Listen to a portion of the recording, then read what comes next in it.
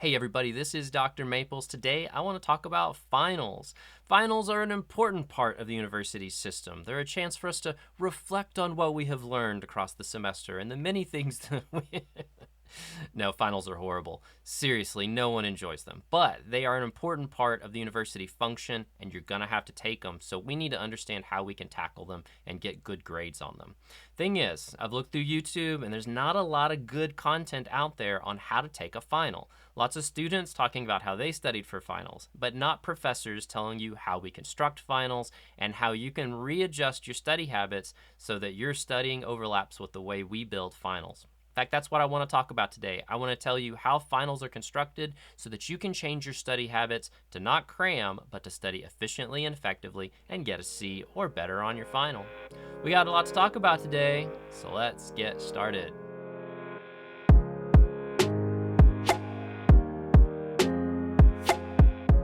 All right, class, today we are talking about preparing for finals. And the first thing that I need you to do is figure out what's on the final. Your professor has sent out an email or put something up on your course document site for your class.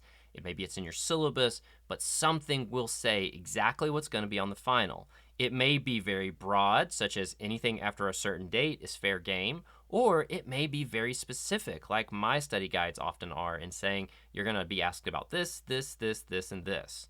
Whatever that may be, we need that information. Go through your materials and get that information because that's the first step in preparing for our final. What we need to know is everything that's going to be on there as best we can so that we don't study things that aren't relevant to this final. That's step one. When you got that one ready, let's head over to step two. Now for step two, I'm going to start changing how you study for finals. What we want to do is focus on the chapters in your textbook that are going to be applicable to the final, see step one, and we're going to study the very first paragraphs of the chapter, maybe an introduction or a summary to that chapter, and then we're going to look at the final pages of that chapter, such as the executive summary. These two things, the first and last of the chapter, are going to tell you basically all the big ideas that are in that chapter. Now, what we need to do is isolate those big ideas and get them onto a list.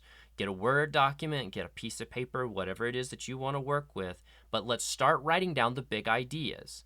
It could be terms, it could be ideas, it could be people, whatever it may be, we want to start making a list of these because we're going to use this list later on to help us prepare for this final so that we can knock it right out of the park.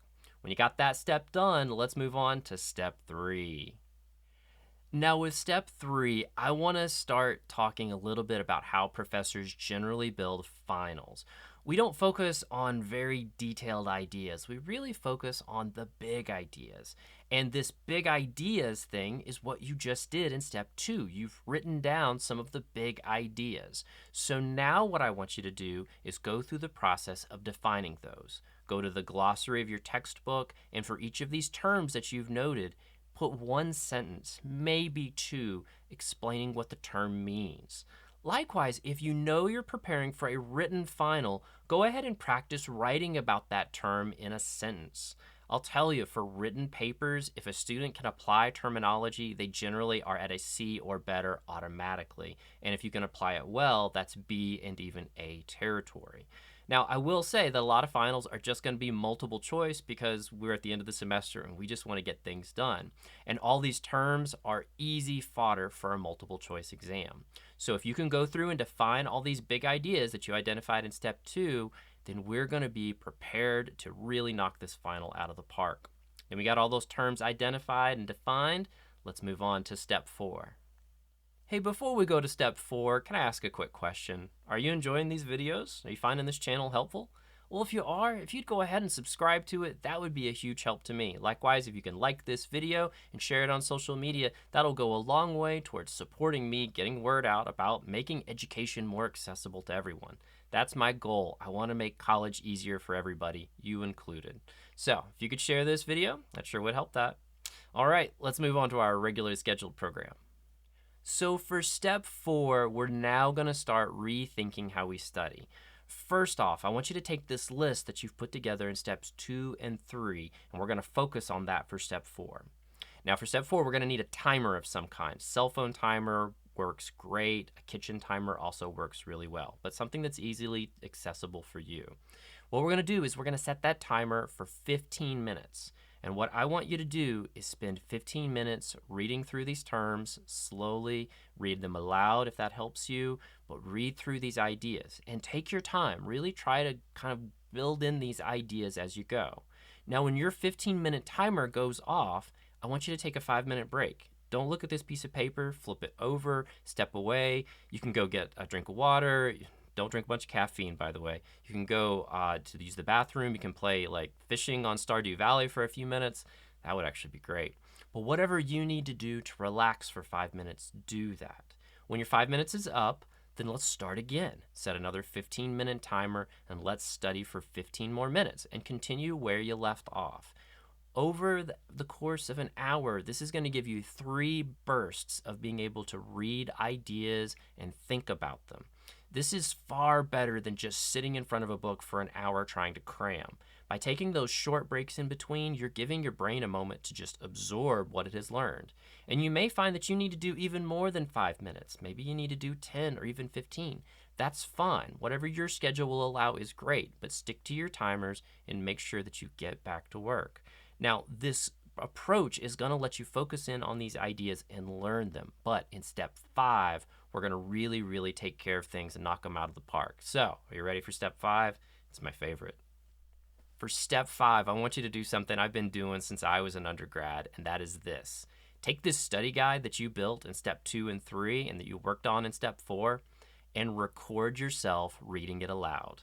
There are apps all over the internet and on your phone, probably already, that you can record a sound file. Likewise, there's just plenty of hardware out there that you can use to do this. But I want you to record yourself reading this study guide aloud. And now, when you're walking to classes, when you're at work, when you're on a break, when you're commuting, listen to that file.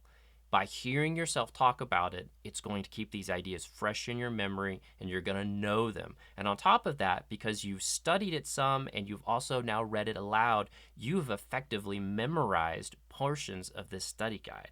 As such, this is going to give you everything that you need to go into that final, feel confident, and feel strong.